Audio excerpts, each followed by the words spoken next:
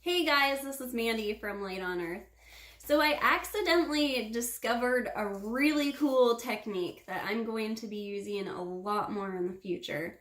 And I wanted to share it because it's perfect for people who want to start both of these things but have some resistance about either one. So basically, this technique is just alternating running with meditation. So what I do is I just go out for a run, not too far. I do not push myself very fast when I run. I run basically as a mind clearing, thought, meditation, whatever I feel like. I'm very free with it. I use it as a spiritual practice, but also exercise, which is great because you don't go into it thinking, this is going to make me spiritual. So it's fine. It's fine if you're thinking stupid thoughts or judgy thoughts or whatever you don't want to be thinking. And it frees me up. I've had my greatest enlightenment experiences like before, during or after a run. And I will run about 5 miles at a time, and that puts me in a state where I am what Eckhart Tolle calls below thought. So this is like when you're under the influence of alcohol or sleep, really sleepy or something, or even sick, and your brain isn't functioning quite well. And so it's a state that's kind of cool when you try to bring awareness to it. But if you have just sort of like depleted your energy stores and you aren't really there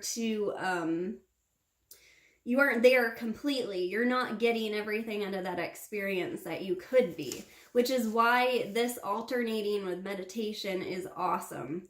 So I'll run about, like, you can do a half mile, a mile, depending on how in shape you are. And if you're not very in shape, then alternate with walking. Don't exhaust yourself. And go somewhere, especially if you can go to a park or in nature, somewhere quiet, and sit and meditate. And you can meditate from 5, 10, 15 minutes. Get up from your meditation, go run another half mile, sit, go to a beautiful place, sit, do it again. I did this the other day, and it just brought upon the most beautiful experience and beautiful state of mind that lasted a couple hours. Just like one of those experiences where you're really present and hyper aware and spiritually connected, but at the same time really happy. And so running releases chemicals in your brain, dopamine, that's the runner's high, and you do have to run for a certain amount of time to get those, but by alternating this, you will still have that happen. And so what you're doing is, instead of exhausting yourself from all of the exercise and going below thought, you're taking that break to meditate, and you're also taking that opportunity to have that like clear state of mind and that integration from your body and your mind, and just like sit. And you don't necessarily have to meditate with the objection of clearing your mind. I've had some incredible insights just come in. And to meditate, in order to get an insight, you just sit quietly and like wait, like feel, like have the intention to have an insight while completely clearing your mind. And some of those can be self-inquiry. At the same time, you're using self-inquiry to find what sort of blockage you have from being present or you have from being connected. And those can show us things about ourselves that we need to work through, or a greater lesson that we need to apply to life. And so I'm really excited to continue doing this in the next few weeks. And I'll continue to just run long distances too, and I'm going to see which one I get further with. But if you just sit down to meditate, often we don't exercise. We are meant to exercise and move our bodies and be one with nature and be connected to our body. And so when you already live a sedentary life and you sit and meditate, it's almost like something rebels in you. And so this gets rid of that kind of resistance, which is why I think it's such an amazing technique.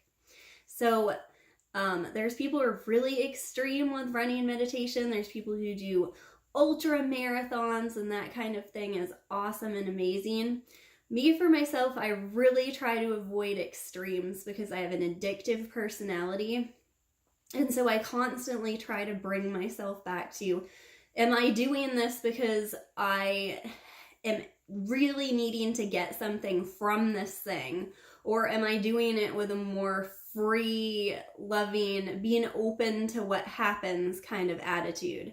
And when you are open to what happens and not doing things in order to get spiritual rewards all the time, you will have much more profound experiences. Because sometimes we want things so bad that we keep them from coming to us, and especially when they're spontaneous things. And a lot of times things come to us and we don't even recognize them because we were expecting them to look a certain way. And when they come to us, they look so different that we aren't even open enough or in tune enough to realize what incredible value they mean to us. So try this out. This way you won't get too stuck on running, too stuck on meditation.